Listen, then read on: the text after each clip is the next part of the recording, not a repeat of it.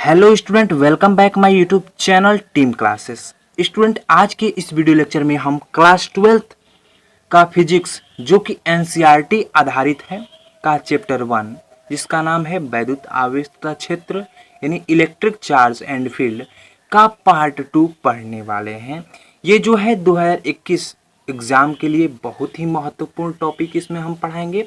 इसमें हम पढ़ाएंगे आवेश संरक्षण का नियम, आवेशों की योज्यता, आवेश का क्वांटीकरण। ये सभी वैद्युत आवेश के मूल गुण हैं। तो चलिए इन सभी के बारे में डिटेल में जान लेते हैं। अगर आपने अभी तक हमारे चैनल को सब्सक्राइब नहीं किया है ना, तो यार सब्सक्राइब जरूर कर लेना और बेल आइकन को भी प्रेस कर लेना। तो चलिए शुरू करते हैं आज का वीडियो।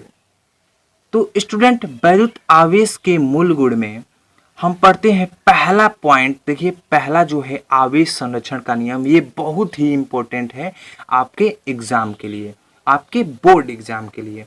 देखिए, आवेश संरक्षण का नियम क्या कहता है? आवेश न तो उत्पन्न किया जा सकता है और न ही नष्ट किया जा सकता है। मतलब ये आवेश जो है उसे न उत्पन्न कर सकते हैं और न ही नष्ट कर सकते हैं।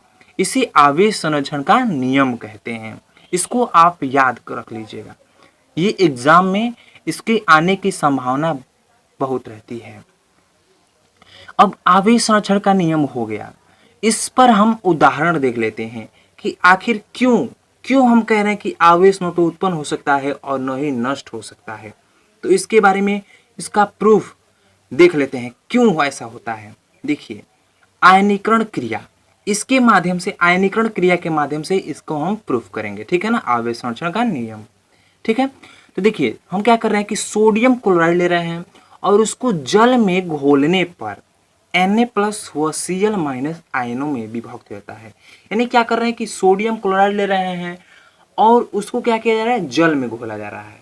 ठीक है ना, तो जब घोला जा रहा है तो वह अपने आयनों में विभक्त हो जाएगा, यानी टूट जाएगा। इस क्रिया को आयनीकरण क्रिया कहेंगे। अब इस क्रिया के द्वारा कैसे प्रूफ होता है आवेश संरक्षण का नियम? देखिए यहाँ पर देखिए NaCl है और इसको आयनीकरण से पूर्व अभी आयनीकरण नहीं कराए हैं, यानी जल में नहीं घोले हैं। तो जब जल में घोलते हैं तो Na++ Cl- आयन में टूट जाता है, यानी कि ये हो गया आयनीकरण के पश्चात और ये हो गया आयनीकरण से पूर्व। अब चेक कर लेते हैं कि आयनीकरण के से पूर्व NaCl पर कितना आवेश है। उसके बाद चेक कर लेंगे कि आयनीकरण के पश्चात Na+ Cl- पर कितना आवेश होता है। देखते हैं, अगर दोनों सेम आता है तो आवेश संरक्षण के नियम की पुष्टि होगी। तो देखिए, आयनीकरण से पूर्व NaCl पर आवेश, आयनीकरण से पहले NaCl पर आवेश कितना है? क्या Na पर कोई चार्ज है प्लस या माइनस? यहाँ पर नहीं है, इसमें है, लेकिन इसमें चेक करिए, आयनीकरण से पूर्व की बात हो रही है तो यहाँ पर नहीं है, तो Na पर कुछ भी नहीं है तो 0, और Cl पे है, नहीं है तो ये भी 0, यानी 0 + 0 = 0। यानी कि आयनीकरण से पूर्व NaCl पर जब तक अभी जल में नहीं घोले हैं तब तक NaCl पर आवेश कितना है? 0 है।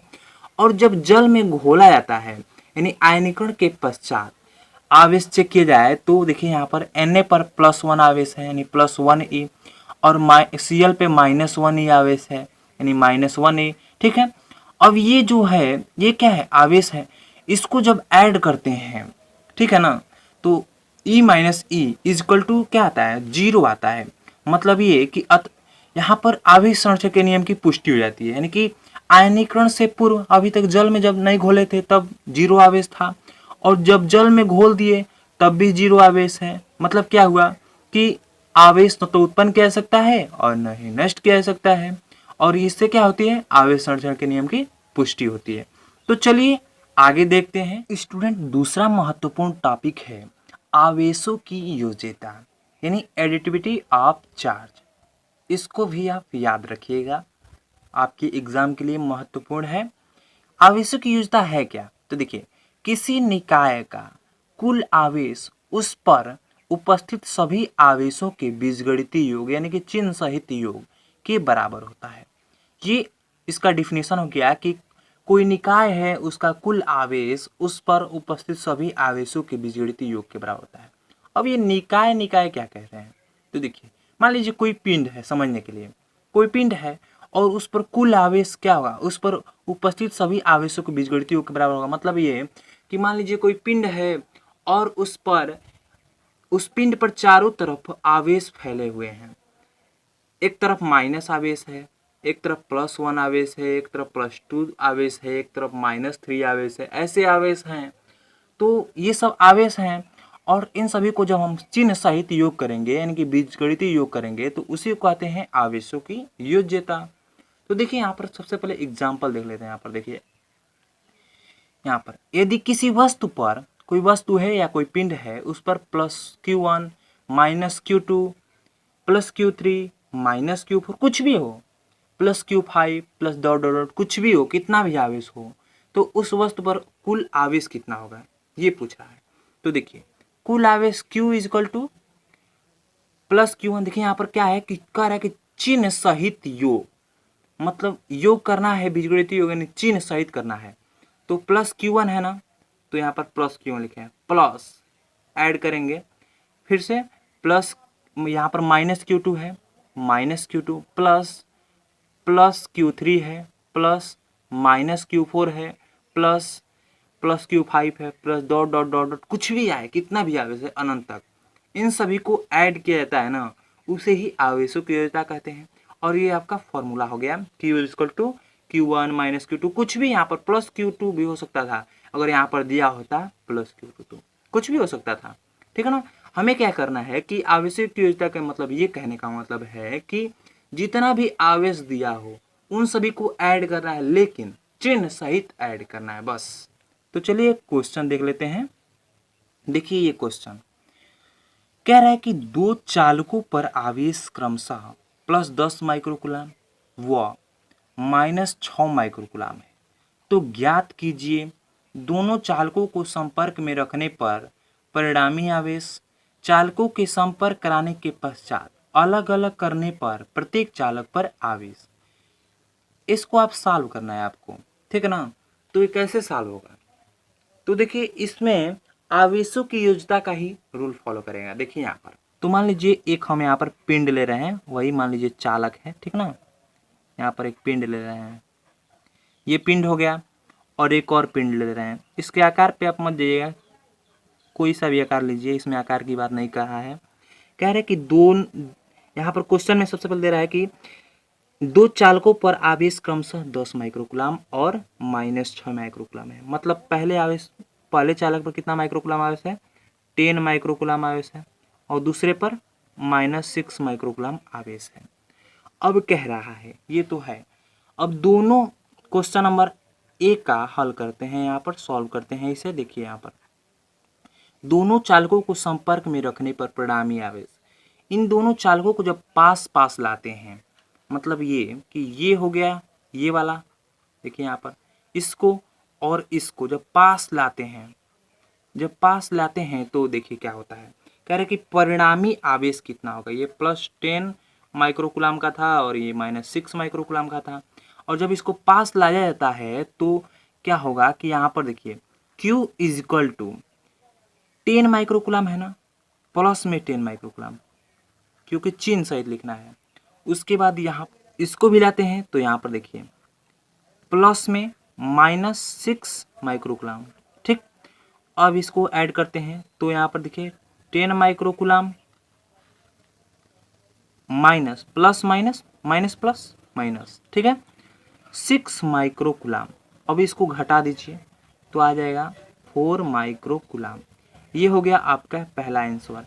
मतलब ये कि जब दोनों चालकों को पास में लाते हैं तो परिणामी आवेश यानी कि Q इजकल टू क्या होता है, 4 माइक्रोकूलम आता है। अब देखिए दूसरा क्वेश्चन यानी कि बी, इसका हल देख लेते हैं, ठीक है ना। चालकों को संपर्क करने के पश्चात अलग अलग करने पर प्रत्येक चालक पर आवेश। तो यहाँ पर देखिए जब दोनों चालक यहाँ पर देख लीजिए, यहाँ पर ये जो चालक है एक और ये दूसरा है, ठीक है। अब जब इसको स्पर्श करा दिए हैं तो इस पर कितना आवेश हो जा रहा है, +4 माइक्रोकूलम आवेश। अब क्या कर रहा है कि अब अलग अलग करिए इसे, तो अलग अलग करेंगे ना, तो अब याद रखिएगा जब अलग इसको करेंगे तो जितना दिया होगा, ठीक है ना, क्या करेंगे आधा कर देंगे, आधा यहाँ पर देखिए आधा जब कर देंगे तो 2 माइक्रोकुलाम यहाँ पर आ जाएगा। और जब 2 माइक्रोकुलाम हो गया यानी कि प्रत्येक दोनों चालक पर इसको जब अलग अलग करेंगे, इन दोनों को यहाँ पर देखिए अलग अलग करेंगे, अलग अलग, तो इस पर भी +2 माइक्रोकुलाम हो जाएगा और इस पर भी +2 माइक्रोकुलाम हो जाएगा। इससे आप याद रखिएगा, ये भी आपका आंसर हो गया। मतलब कि प्रत्येक चालक पर 2-2 माइक्रोकुलाम का आवेश बच जाएगा, ठीक है ना, पॉजिटिव में। ओके, तो चलिए आवेश का क्वांटीकरण नेक्स्ट पॉइंट देख लेते हैं। नेक्स्ट पॉइंट है हमारा तीसरा पॉइंट कि वैद्युत आवेश का क्वांटीकरण। इसके बारे में हम पढ़ते हैं आखिर ये क्या है। इससे पहले अगर आपने हमारे चैनल को सब्सक्राइब नहीं किया है तो यार सब्सक्राइब कर लीजिए, ठीक है ना। और वीडियो पसंद आ रहा हो, अगर समझ में आ रहा हो तो यार लाइक करिएगा, तभी लाइक करिएगा, ठीक है ना। अब देखिए वैद्युत आवेश का क्वांटीकरण पढ़ते हैं। किसी आवेशित वस्तु पर आवेश का परिमाण मूल आवेश E का पूर्ण गुणज होता है। ये इसका डिफिनेशन हो गया कि किसी आवेशित वस्तु पर, कोई आवेशित वस्तु है और उस पर आवेश का जो परिमाण है ना, मूल आवेश E का पूर्ण गुणज होता है। मतलब ये क्या कि मान लीजिए कोई वस्तु है और उस वस्तु पर आवेश यानी जो आवेश होगा ना वह क्या होगा, E का पूर्ण गुणज, मूल आवेश E माने इलेक्ट्रॉन, अर्थात Q equal to +N into E, जहां N बराबर है 1 2 3 4 कुछ भी हो सकता है, ठीक है ना, यानी कितना भी, लेकिन साथ में क्या होना चाहिए, उसमें E का गुणा होनी चाहिए, ठीक है ना। ध्यान रहे कि वो आधा कभी नहीं हो सकता है, N की वैल्यू पॉइंट में नहीं हो सकता है, जो होगा वह 1 2 3 ऐसे ही होगा, ठीक है ना। तो Q इक्वल टू +1E, ये हो गया हमारा। E की वैल्यू कितनी होती है, तो E की वैल्यू होती है 1.6 इंटू 10⁻⁻19 कूलाम। और यहाँ पे याद रखिएगा इसको भी कि अल्फा कण पर आवेश जो होता है +2E होता है, ठीक है। अब इसको आप याद रखिएगा, किसी वस्तु पर आवेश जो है -E -2E -3 कुछ भी हो सकता है, माइनस में हो सकता है, या +1E +2E +3 या अन्य और हो सकता है, यानी कि माइनस में भी हो सकता है किसी वस्तु का आवेश, प्लस में भी हो सकता है। परंतु परंतु परंतु सुनिएगा, यहाँ पर आवेश जो है ना आधवा E नहीं हो सकता है, या +1/3 E नहीं हो सकता है, ठीक है ना, दशमलव में नहीं हो सकता है, या माइनस में आधवा नहीं हो सकता है, ठीक है ना। ये सब नहीं हो सकता है। जब भी होगा तो वह पूर्ण होगा, पूर्ण वैल्यू होगा 1 2 3 4 ऐसे, ठीक है ना। यानी कि किसी वस्तु पर आवेश का परिमाण सतत न होकर, सतत मतलब न होकर मतलब क्या, सतत न होकर मतलब ये कि वो दशमलव में, जैसे 1.1 1.2 1.3 2.2 2.3 2.4 ऐसे नहीं होगा, वह असतत होगा, यानी विविक्त परिमाण में होगा, 1 2 3 4 5 6 7 8 ऐसे तक, ठीक है ना। इसी आवेश का क्वांटीकरण कहते हैं। तो अगर आपको ये वीडियो पसंद आया हो तो हमारे चैनल को सब्सक्राइब करिए और वीडियो को लाइक करिए और अपने सभी दोस्तों के साथ शेयर करिए, और हमारे टीम क्लासेस यूट्यूब चैनल को जरूर सभी दोस्तों को बताइए कि इस पर फिजिक्स केमिस्ट्री मैथ यानी कि क्लास 12th का पूरा सब्जेक्ट पढ़ाया जा रहा है। तो ऐसे ही बने रहिए हमारे चैनल के साथ। जय हिंद, वंदे मातरम।